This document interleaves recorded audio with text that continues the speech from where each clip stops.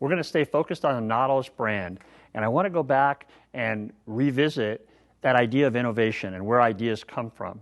Remember, we said there's kind of three different types of innovation. There's finding that next big thing.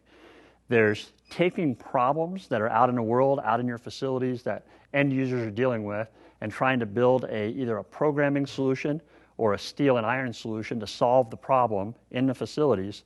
And then there's taking products that we have and making them better, bringing them up to date, making them more competitive, more feature-rich, adding things that are happening in the outside world in terms of programming to products we already have. The Glute drive is an example of an idea that wasn't our idea originally. There was an issue that was starting to happen in facilities, and what happened was exercise research was published on the hip thrust, and that information went viral in the training community. When that happened, it changed behavior on the training floor, and people started to do the hip thrust motion any way that they could. Sometimes they would modify an existing machine. Most often they would take an Olympic bar, lay it across their hips, balance their shoulders on a bench, and do the hip thrust exercise.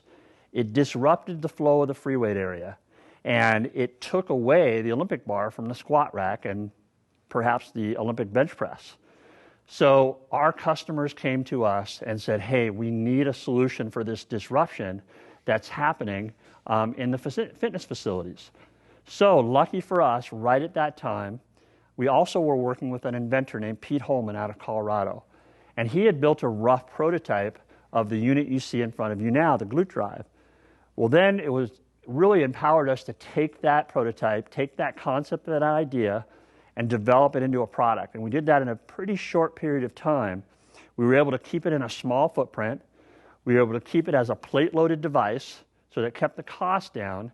And we knew this was mostly happening in the free weight area of the facility, so it made sense to make it a plate-loaded version first. We really got the biomechanics correct. We added plate storage again, trying to keep it in a smaller footprint than what was happening that was disrupting facilities over time. So for 2019 and coming into 2020, this has been one of the most on-trend exercises that we're seeing in every facilities, and that's made this one of our most popular products.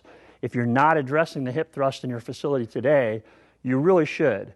The gentleman who published the research, Brett Contreras in San Diego, is a PhD, and he really validated this idea that truly isolating the glutes happens in this motion.